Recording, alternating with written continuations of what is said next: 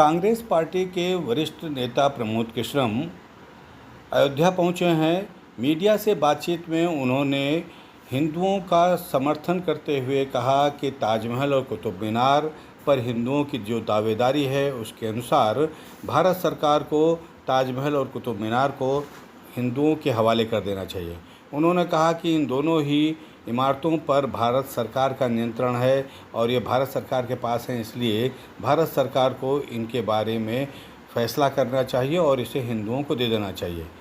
दूसरी ओर काशी विश्वनाथ के ज्ञानवापी मस्जिद और अन्य धार्मिक स्थलों के बारे में उन्होंने कहा कि जहां पर दो पक्ष दावेदार हैं वहां पर फैसला न्यायालय से ही होगा और न्यायालय के फैसले को सभी को मानना होगा।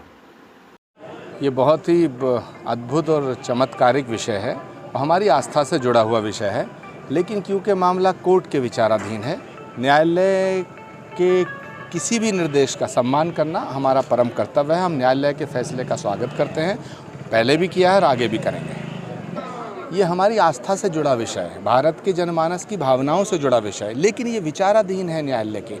किसने दबाया, कब दबाया, ये विषय दूसरा है। विषय ये है कि भारत भावनाओं का देश है और भारत एक संवैधानिक व्यवस्था से चलता है, तो न्यायपालिका का जो आदेश होगा उसे सभी को मानना पड़ेगा।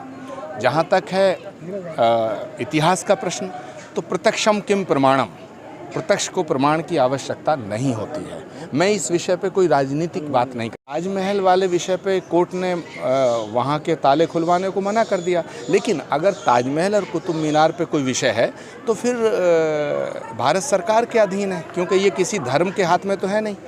भारत सरकार को चाहिए कि ताजमहल और कुतुब मीनार हिंदुओं को सौंप दे, लेकिन ये विषय तो भारत सरकार का है।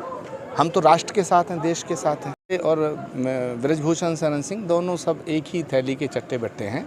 इनका कोई भावनाओं से, धर्म से कोई लेना देना नहीं है, आस्था से कोई लेना देना नहीं है।